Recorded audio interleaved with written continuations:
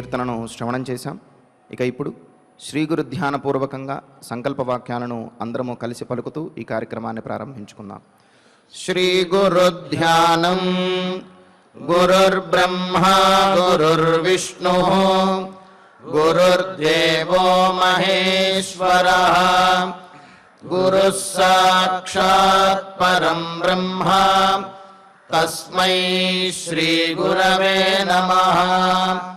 శ్రీనివాస ధ్యానం. శ్రీ వెంకటాద్రినిలయః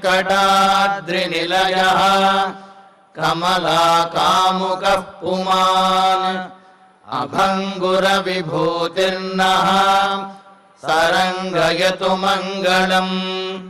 అథ సంకల్పః. శ్రీమదాదివరాహ క్షేత్రే విరాజమానస్య శ్రీ పద్మావతీ జానేః అఖిలాండకోటి బ్రహ్మాండ నాయకస్య శ్రీరామచంద్ర రూపాంతరస్య భగవతః శ్రీ వెంకటేశ్వర స్వామినః సన్నిధౌ హనుమత్ సీతా లక్ష్మణ భరత శత్రుఘ్న పరివార సమేత శ్రీరామచంద్ర పరబ్రహ్మణః పరిపూర్ణానుగ్రహేణ అస్మిన్ భువనే సమస్తాధివ్యాధీనాం నివారణార్థం భారతవర్షే విద్యా విత్త వాణిజ్య కృషి వైద్య వైజ్ఞానిక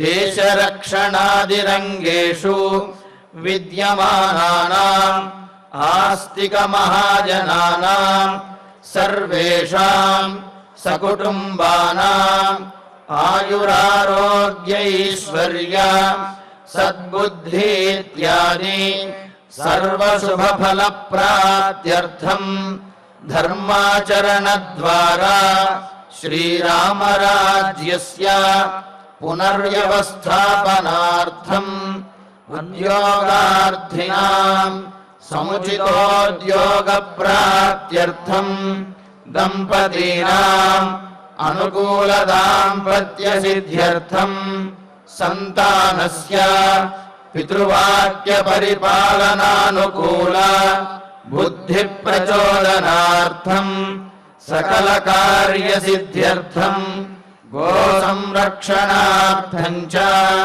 శ్రీమద్వాల్మీకి రామాయణే అయోధ్యాకాండే యథాశక్తి శ్లోక వ్యాఖ్యాన పురస్సరం త్రయోదశ సర్గ శ్లోక పారాయణం తథా శ్రీ ధన్వంతరి మంత్ర పారాయణం చ అన్యోన్య సహాయేన ఆచార్య ముఖేన కరిష్యామహే. శ్రీ వాల్మీకి ప్రార్థనా. పూజంతం రామ రామేతి మధురం మధురాక్షరం ఆరుహ్య కవితా శాఖాం వందే వాల్మీకి కోకిలం. శ్రీ ఆంజనేయ ప్రార్థనా. మనోజవం మారుతతుల్య వేగం జితేంద్రియం బుద్ధిమతాం వరిష్టం వాతాత్మజం వానరయూథముఖ్యం శ్రీరామదూతం శిరసా నమామి.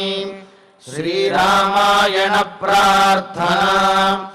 వాల్మీకి గిరి సంభూత రామసాగరగామిని పునాతి భువనం పుణ్య రామాయణ మహానది.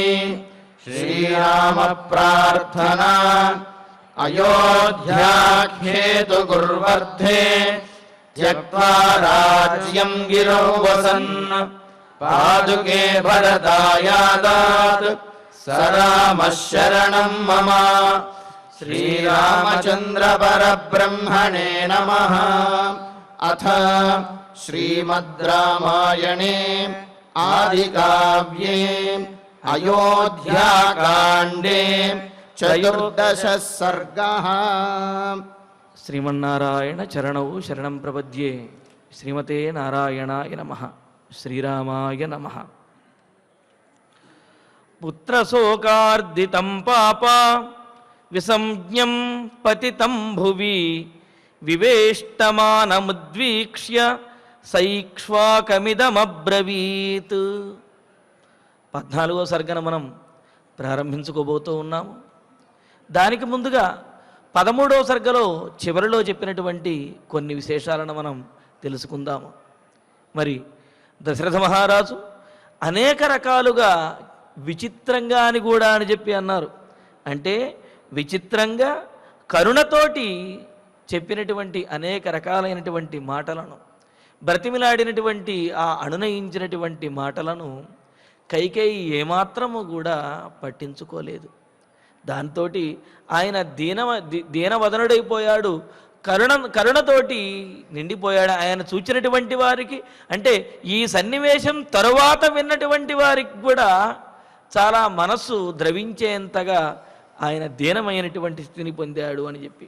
ఏమిటి కరుణ యొక్క స్వభావము అంటే మనకు అలంకారికులు చెబుతారు, ఇష్టనాశాత్ అనిష్టాప్తే కరుణాఖ్యో రసోభవేతు అని చెబుతూ, తనకు ఇష్టమైనది నశించిపోయి తాను ఏమాత్రము కోరుకోనటువంటిది, ఏమాత్రము ఊహించనటువంటి పరిస్థితి కనుక వచ్చినట్లయితే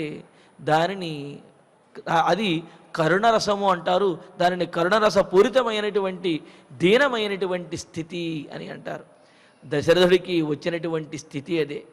తాను ఇష్టపడినటువంటి రామపట్టాభిషేకం జరగకపోగా, అంటే జరగటానికి దారులన్నీ మూసుకుపోతూ, తనకు ఏమాత్రము కూడా ఇష్టం లేనటువంటి రాముడి వనవాసాన్ని చూడవలసి వస్తున్నది. దాంతో కరుణతోటి ఇలాగా ఆయన విలవిల్లాడిపోతున్నాడు. ధీరై కపోతవర్ణోయం కథితో యమదైవత అన్నారు. ఏమిటి ఈ కరుణ అంటే, కరుణకి అధిదైవతంగా యమధర్మరాజుని చెప్పారు. అంటే మిక్కిలి కరుణతోటి తీవ్రమైనటువంటి దీనస్థితికి కనుక వెళ్ళిపోయినట్లయితే ఆ స్థితి ప్రాణములను కూడా విడిచిపెట్టే స్థితిని ఇస్తుంది అని చెప్పడం ఇందులో ఉద్దేశ్యం. కరుణరసానికి యమధర్మరాజు దైవతము అని చెప్పి అన్నారు. అంటే ఏమిటి, తీవ్రమైనటువంటి తట్టుకోలేనటువంటి అంతటి బాధ, ఆ దీనమైనటువంటి స్థితి వచ్చాయంటే ప్రాణములు కూడా పోయే ప్రమాదం ఉన్నది అనేది దీని ద్వారా మనకు తెలుస్తోంది. అందుకనే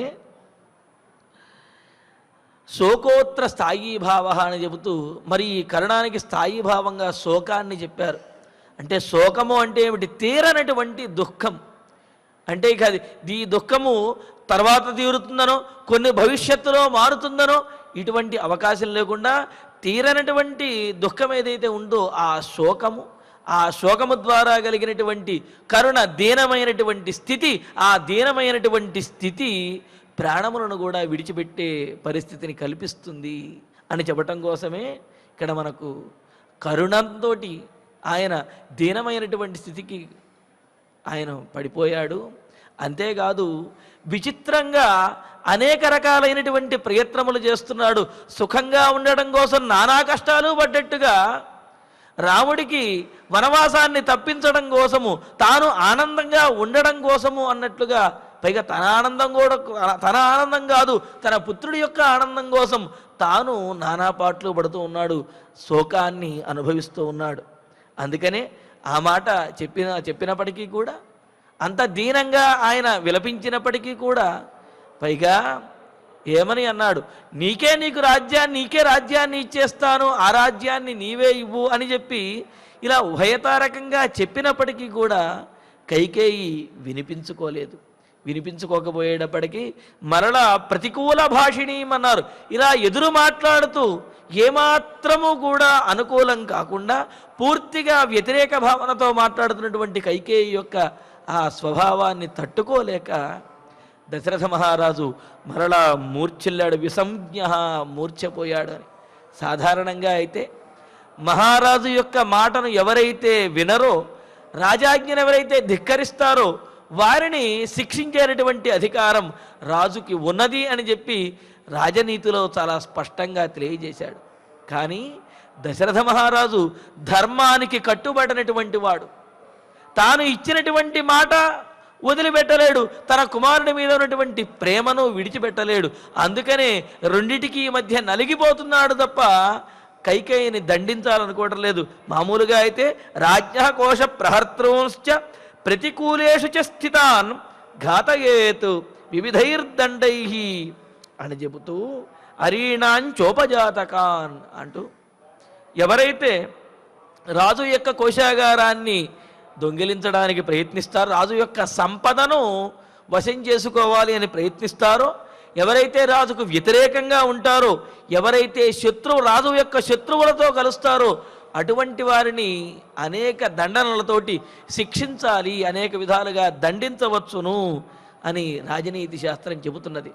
మరి ఇక్కడ కైకేయి దశరథ మహారాజు యొక్క రాజ్య సంపదను తాను తన కుమారుడికి కట్టబెట్టాలి అంటే, దశరథుని యొక్క కుమారుడు కూడా భరతుడు అయితే, దశరథుని యొక్క మహారాజు యొక్క నిర్ణయానికి వ్యతిరేకంగా ఆ దశరథుని యొక్క రాజ్య సంపదను మరొకరికి కట్టబెట్టాలి అనుకుంటున్నది.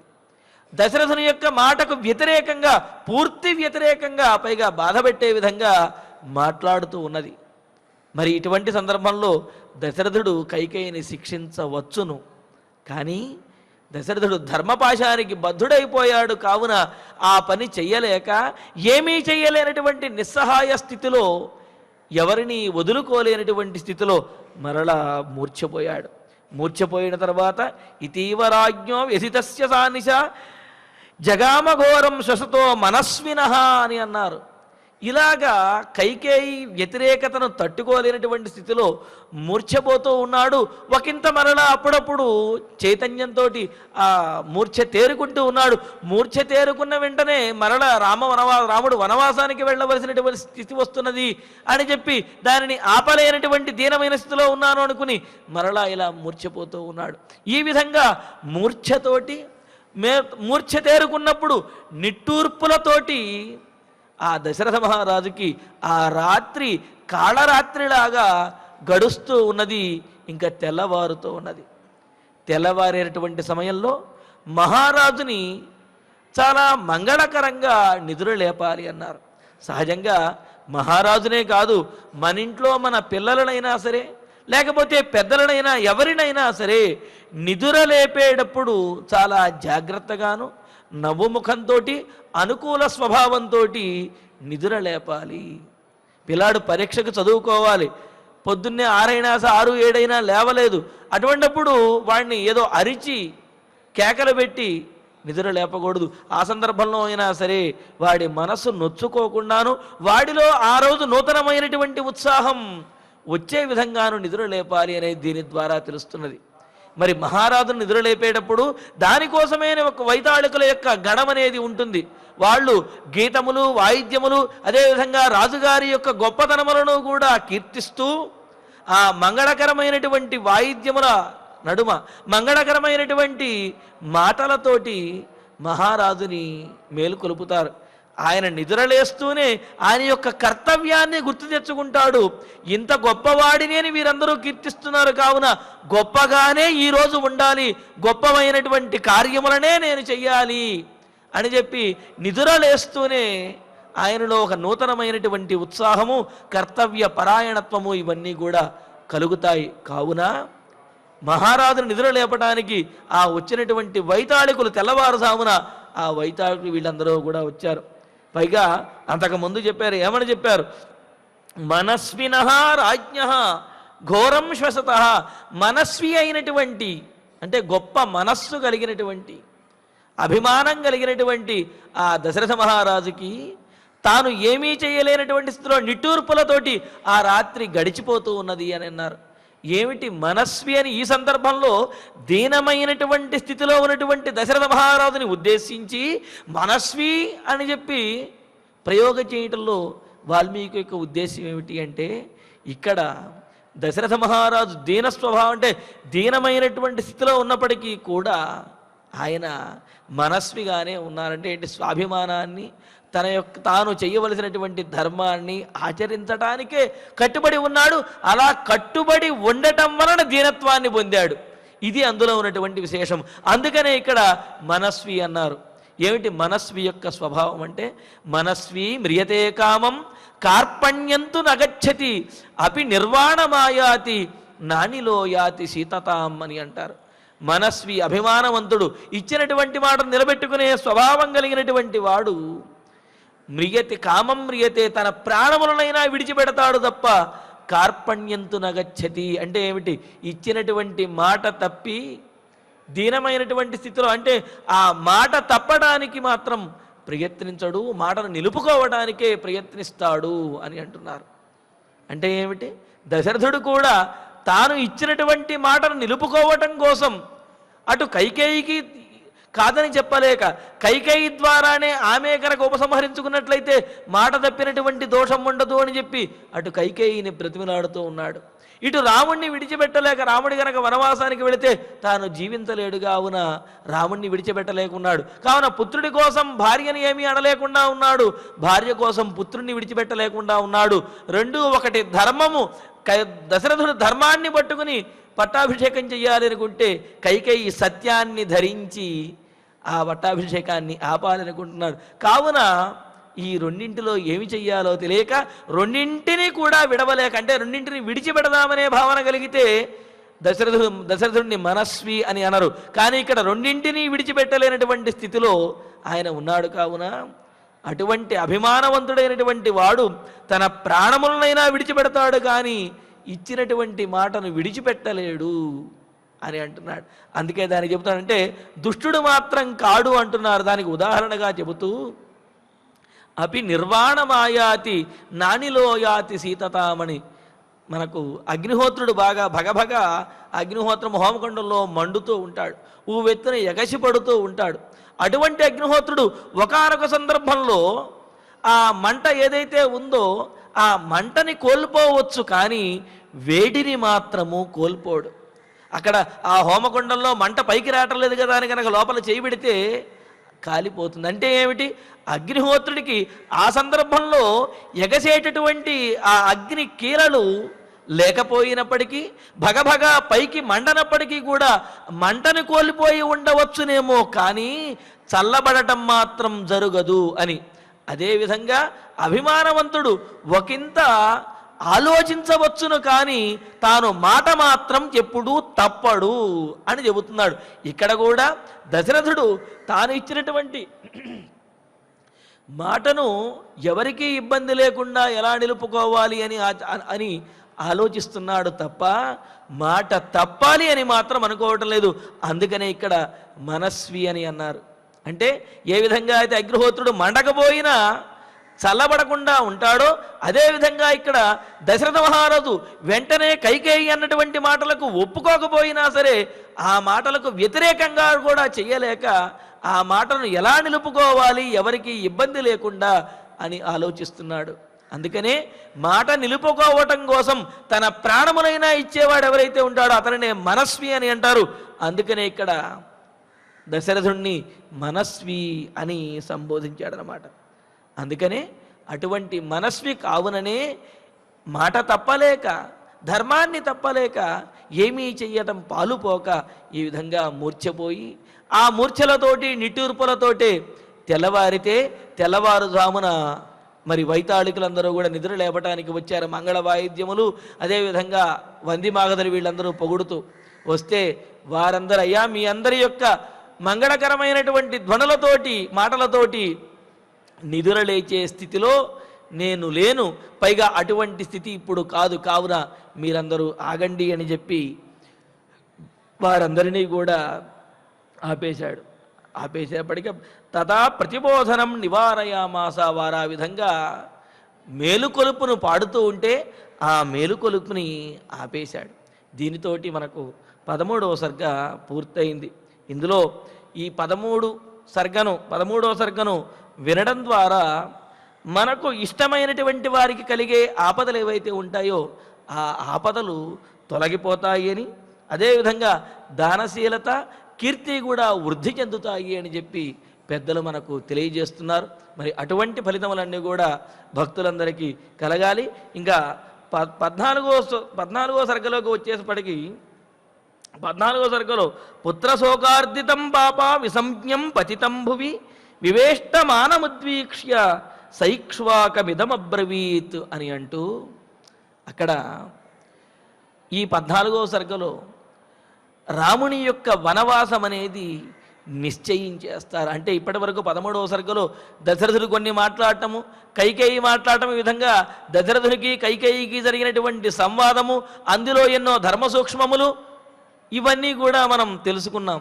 మరి 14వ సర్గలో రాముని యొక్క వనవాసాన్ని నిశ్చయించి వనవాసానికి వెళ్ళక తప్పదు, అదే తరుణోపాయము అనే విషయాన్ని 14వ సర్గలో మనకు ప్రతిపాదిస్తారు.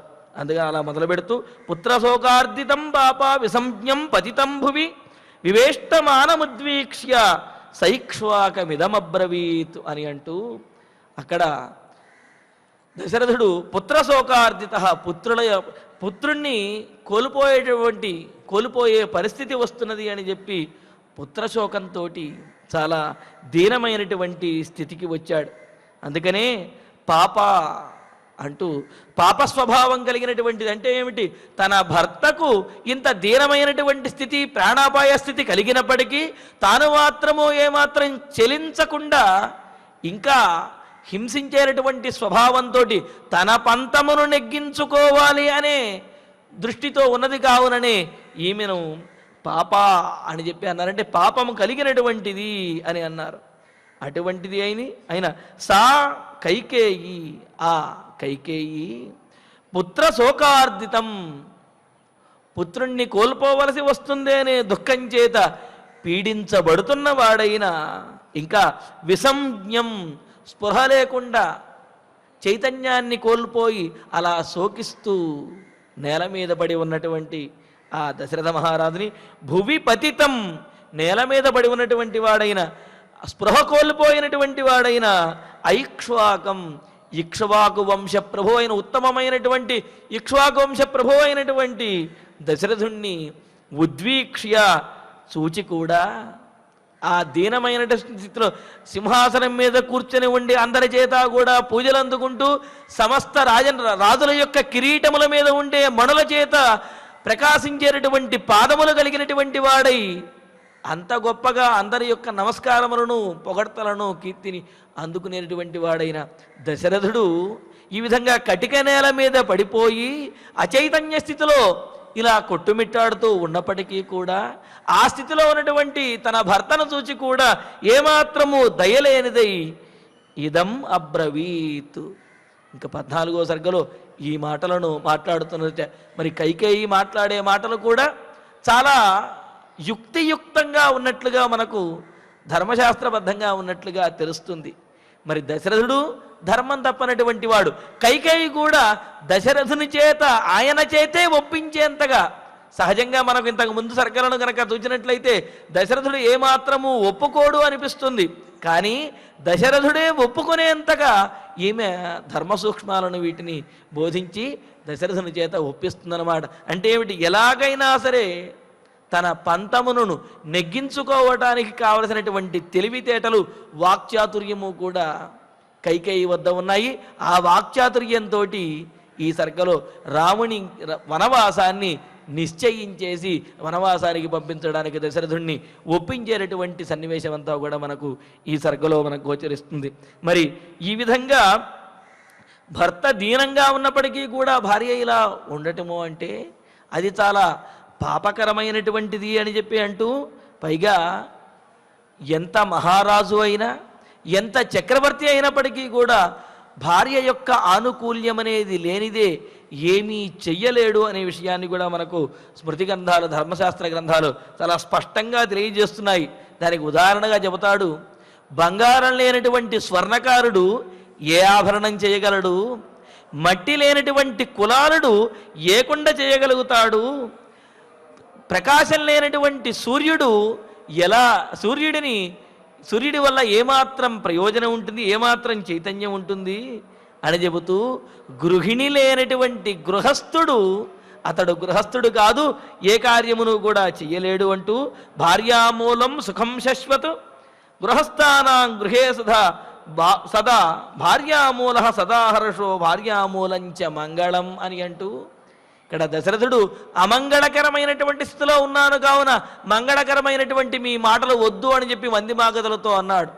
మరి మంగళం అనేది ఎప్పుడు భర్తకు గృహస్థునికి ఎప్పుడు ప్రాప్తిస్తుంది అంటే భార్య వలనే భర్తకి మంగళం అనేది అనుకూలమైన స్థితి వస్తుంది తప్ప వందిమాగదుల వల్ల, సేవకుల వల్ల, లేకపోతే స్నేహితుల వల్ల, ఇతరుల వల్ల భర్తకు పరిపూర్ణమైనటువంటి మంగళం అనేది కలగదు. మరి మంగళాన్ని కలిగించేది ఎవరుంటే భార్యామూలంచ మంగళం, భార్య వలనే భర్తకు మంగళం అనేది అనుకూలమైనటువంటి శుభకరమైనటువంటి పరిణామములు పరిస్థితులు కూడా కలుగుతాయి.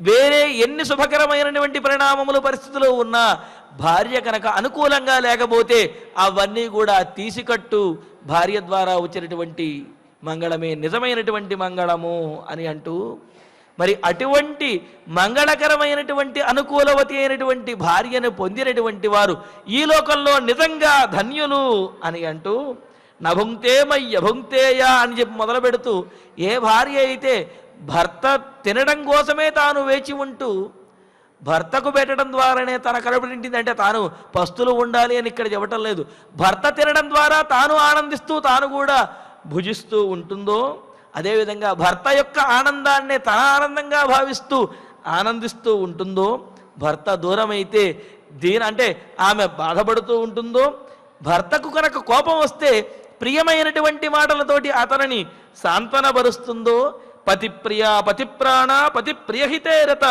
యస్యాత్ తాదృశీ భార్య ధన్య స పురుషో భువి అని చెబుతూ, ఈ భూమండలంలో అటువంటి భార్యను కలిగినటువంటి వాడే నిజమైనటువంటి ధన్యుడు అని అన్నారు. ఎందుకు అంటే ధర్మపత్ని అనుకూలంగా కనుక ఉన్నట్లయితే సకల ధర్మమును ఆచరించగలుగుతాడు, తద్వారా ధర్మాన్ని ఆచరించడం ద్వారా భగవద్ అనుగ్రహం కలుగుతుంది. కావున సకల ధర్మములను ఆచరించడానికి సకల విధమైనటువంటి సుఖములకు, సకల విధమైనటువంటి ఆనందములకు, మంగళములకు కూడా భార్య మూలమైనది, భార్యే ఆధారభూతమైనది.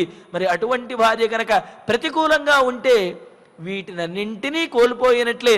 అందుకనే దశరథుడు ఏమన్నాడు, నాకు ఇప్పుడు మంగళకరమైనటువంటి స్థితి లేదు అని చెప్పి అన్నాడు. పైగా ఇక్కడ పీడించబడి ఆయన నేల మీద పడి రోధిస్తూ ఉన్నాడు.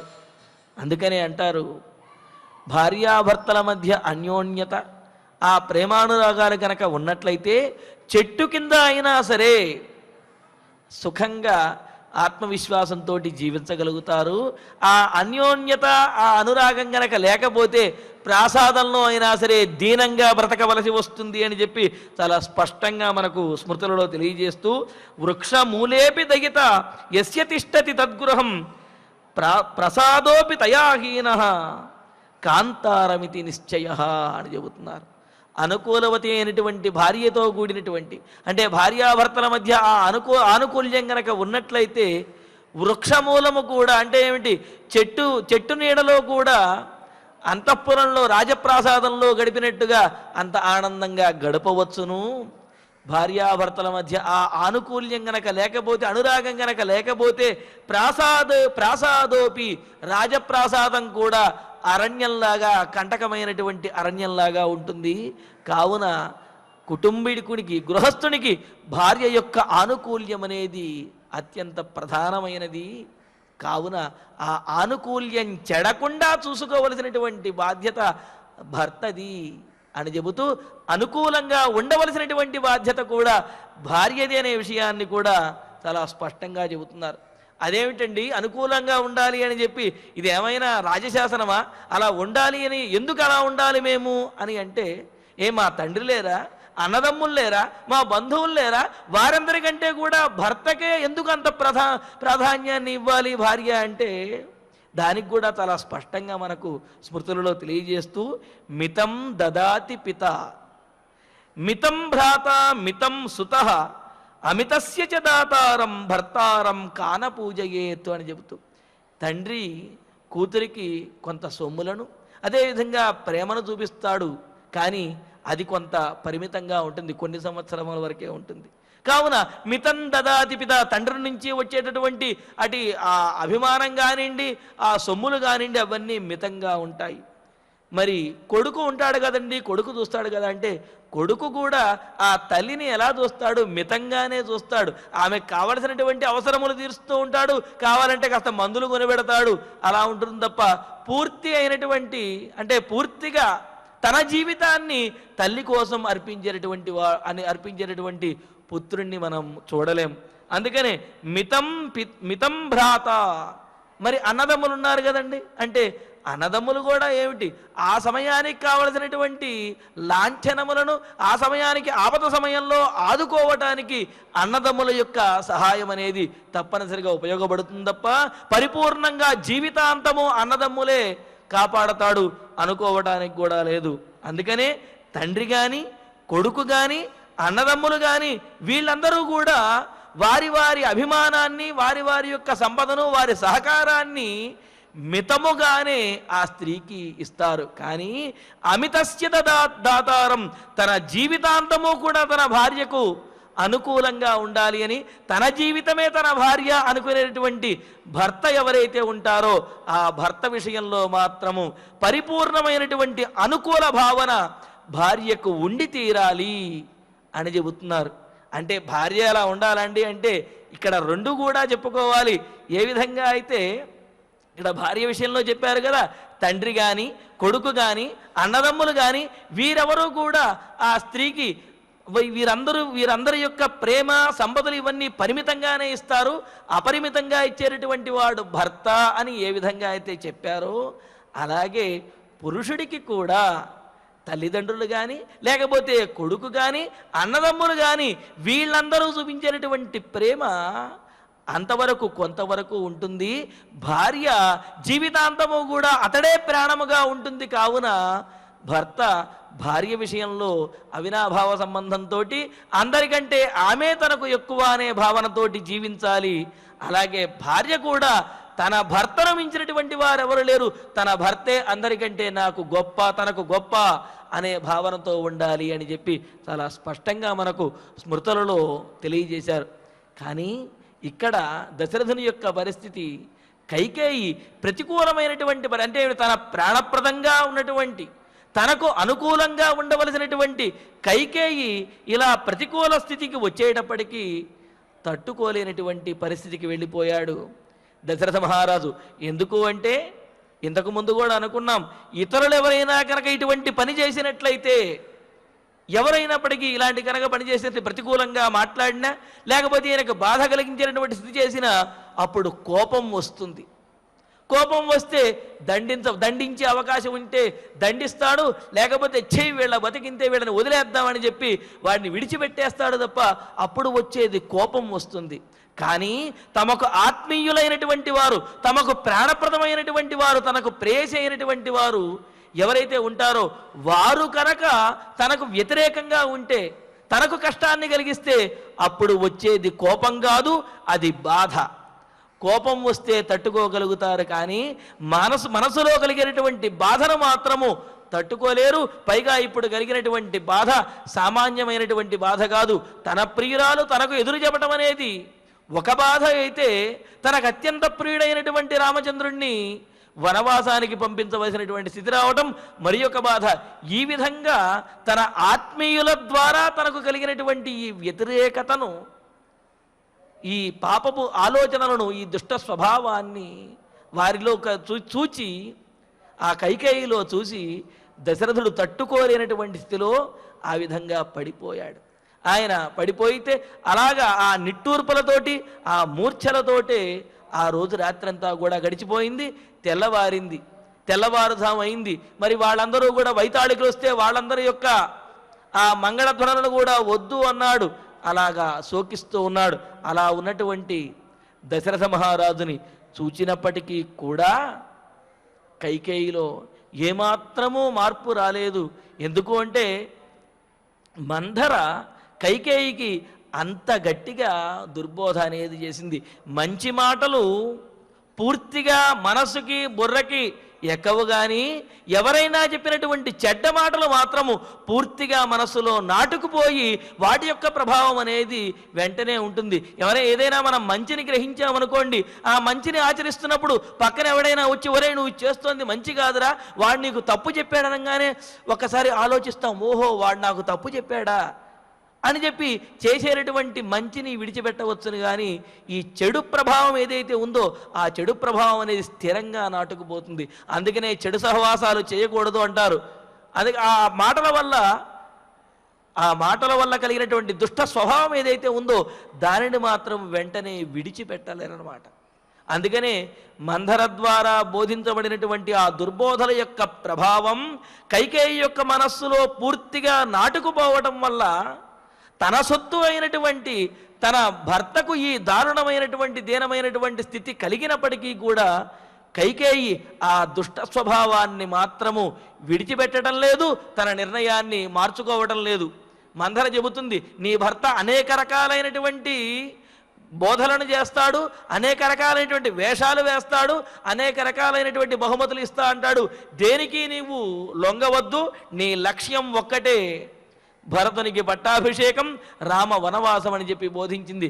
దానితోటి అదొక్కటి తప్ప ఇంకేది కూడా వినడానికి ఇష్టపట్టలేదు కైకేయి. అందుకనే తన భర్త ఈ విధంగా శోకంతో అచైతన్య స్థితిలో, మూర్ఛపోయినటువంటి స్థితిలో ఉన్నప్పటికీ కూడా, ప్రాణములను కోల్పోయేటటువంటి స్థితిలో ఉన్నప్పటికీ కూడా అది చూచి కూడా దయ లేకుండా కైకేయి ఈ విధంగా మాట్లాడుతున్నది. మరి కైకేయులు మాట్లాడినటువంటి మాటల్లో ఉన్నటువంటి ఆ ధర్మ సూక్ష్మాలేమిటి, అది విన్నటువంటి దశరథుడు మరి రాముణ్ణి వనవాసానికి పంపించడానికి ఎలా ఒప్పుకున్నాడు అనే విషయాన్ని తరువాతి శ్లోకాల్లో తెలుసుకుందాము. ఇక ఇప్పుడు ఆచార్యుల వారి ద్వారా శ్లోకాలను పారాయణ చేసుకుందాము. ఆచార్యుల వారు చెప్పినటువంటి భావాన్ని మననం చేసుకుంటూ 13వ సర్గలోని చివరి శ్లోకం నుండి పారాయణ చేసుకుందాం. ఇతివరాజ్ఞః యథితస్య సానిశాం జగామఘోరం శ్వసతో మనస్వినః విబోధ్యమానః ప్రతిబోధనం తదా నివారయామాస సరాజసత్తమః ఇతివరాజ్ఞో వ్యథితస్య సానిశాం జగామఘోరం శ్వసతో మనస్వినః విబోధ్యమానః ప్రతిబోధనం తదా నివారయామాస సరాజసత్తమః ఇత్యార్షే శ్రీమద్ రామాయణే ఆదికావ్యే అయోధ్యాకాండే త్రయోదశః సర్గః అథ శ్రీమద్ రామాయణే ఆదికావ్యే అయోధ్యాకాండే చతుర్దశః సర్గః పుత్రశోకార్దితం పాపం విసంజ్ఞం పతితం భువి వివేష్టమానం ఉద్వీక్ష్య సైక్ష్వాకం ఇదమబ్రవీత్ పుత్రశోకార్దితం పాపం విసంజ్ఞం పతితం భువి వివేష్టమానముద్వీక్ష్య సైక్ష్వాకమిదమబ్రవీత్ ఇత్యార్షే శ్రీమద్ రామాయణే ఆదికావ్యే అయోధ్యాకాండే చతుర్దశ సర్గే శ్లోకరత్నం ఫలశ్రుతి నుండి మంగళాంతం వరకు అందరము కలిసి పఠిద్దాం. ఫలశ్రుతిః ఆయుష్యమారోగ్యకరం యశస్యం సౌభ్రాతృకం బుద్ధికరం సుఖం చ శ్రోతవ్యమేతన్నియమేన సద్భిః ఆఖ్యానమోజస్కరమృద్ధికామైః శ్రీరామచంద్ర పరబ్రహ్మణే నమః. అథ ధన్వంతరి ధ్యానం అచ్యుతానంత గోవింద విష్ణో నారాయణామృత రోగాన్ మే నాశయా శేషాన్ ఆశు ధన్వంతరే హరే ఆరోగ్యం దీర్ఘమాయుష్యం తేజోధియం శ్రియం స్వభక్తేభ్యోనుగృహ్ణంతం వందే ధన్వంతరిం హరిం. ధన్వంతరేరిమం శ్లోకం భక్త్యా నిత్యం పఠంతి యే అనారోగ్యం న తేషాం స్యాత్ సుఖం జీవంతి తే చిరం. ఓం నమో భగవతే వాసుదేవాయ ధన్వంతరయే అమృతకలశహస్తాయ వజ్రజలౌకహస్తాయ సర్వామయ వినాశనాయ త్రైలోక్యనాథాయ మహావిష్ణవే స్వాహా. ఓం వాసుదేవాయ విద్మహే సుధాస్తాయ ధీమహి తన్నో ధన్వంతరి ప్రచోదయాత్.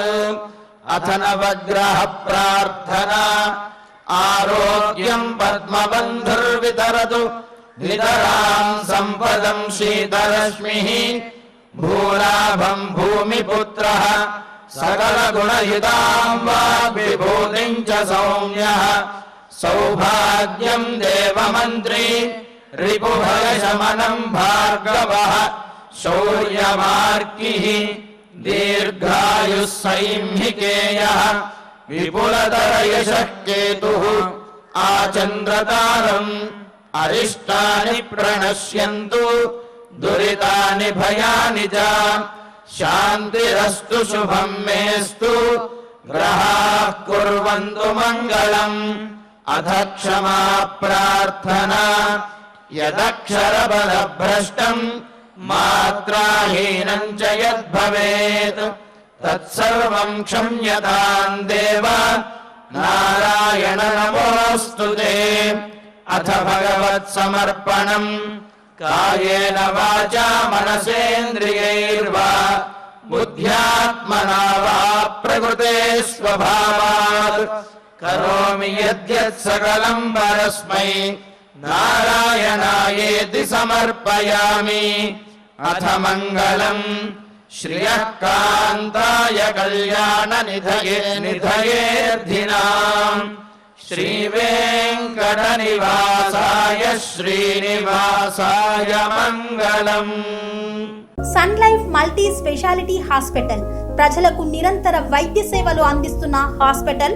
డయాబెటాలజీ, స్టెమ్ సెల్ ఫిజిషియన్ లో ఇండియాలోనే మొదటి డాక్టర్ గా పేరుగాంచిన డాక్టర్ విజయ్ భాస్కర్ గారు అత్యాధునిక విజ్ఞాన పరిజ్ఞానంతో అంతర్జాతీయ ప్రమాణాలతో సామాన్యులకు సైతం అందుబాటులోకి తెచ్చారు Sun Life Multi Speciality Hospital ను. అనుభవజ్ఞులైన వైద్యులతో అన్ని రకాల వైద్య సేవలు, ఆపరేషన్స్, సర్జికల్ ఎమర్జెన్సీలు, ప్లాస్టిక్ సర్జరీలు, చికిత్స అందించనున్నారు. 24 గంటలు అందుబాటులో ఫార్మసీ మరియు అంబులెన్స్ సౌకర్యం కలదు. సంప్రదించండి Sun Life Multi Speciality Hospital, Dhammaiguda. Contact number 8121678234 9700971100.